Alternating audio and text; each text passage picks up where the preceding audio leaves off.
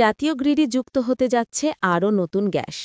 Sylhet gas field limited জানিয়েছে, অচিরেই তাদের নতুন কূপ থেকে উত্তোলিত ৮০ লাখ ঘনফুট প্রাকৃতিক গ্যাস জাতীয় গ্রিডে সরবরাহ করা হবে। কর্তৃপক্ষ বলছে, নতুন কূপ থেকে গ্যাস উত্তোলনের যাবতীয় প্রস্তুতি ইতোমধ্যেই শেষ হয়েছে। পরীক্ষামূলক উৎপাদন সফলভাবে শেষ হলে দ্রুত পূর্ণমাত্রায় সরবরাহ শুরু হবে। এতে দেশের বিদ্যমান গ্যাস সংকট কিছুটা হলেও নিরসন হবে বলে আশা করা হচ্ছে। বর্তমানে বিদ্যুৎ উৎপাদন, শিল্প কারখানা, পরিবহন ও গৃহস্থালী ব্যবহার সব ক্ষেত্রেই গ্যাসের চাহিদা বেড়ে চলেছে, কিন্তু দেশের বিদ্যমান উৎপাদন সক্ষমতা তুলনামূলকভাবে সীমিত।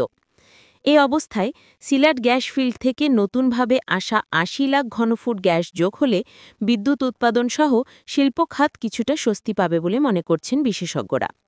তারা বলছেন, এ ধরনের নতুন আবিষ্কার দেশের জন্য আশার আলো।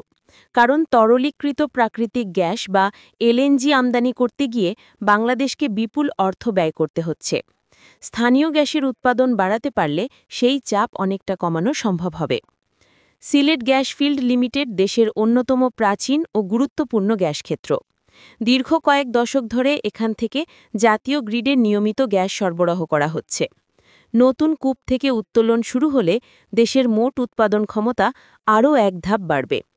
কোম্পানির কর্মকর্তারা জানাচ্ছেন, নতুন কূপের আবিষ্কার এবং উৎপাদন শুরু করাই শেষ লক্ষ্য নয়, বরং আগামী দিনগুলোতে আধুনিক প্রযুক্তি ব্যবহার করে আরও কূপ খনন ও অনুসন্ধান চালানোর পরিকল্পনা রয়েছে।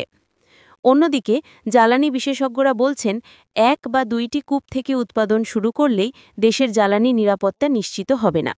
এর জন্য দরকার সুদূরপ্রসারী পরিকল্পনা, ধারাবাহিক অনুসন্ধান এবং দীর্ঘমেয়াদী কৌশল।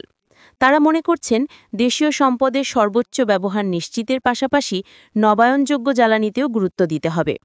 তবে আপাতত নতুন ৮০ লাখ ঘনফুট গ্যাস যুক্ত হওয়ার খবর সাধারণ মানুষ ও শিল্প খাতের জন্য নিঃসন্দেহে একটি ইতিবাচক অগ্রগতি।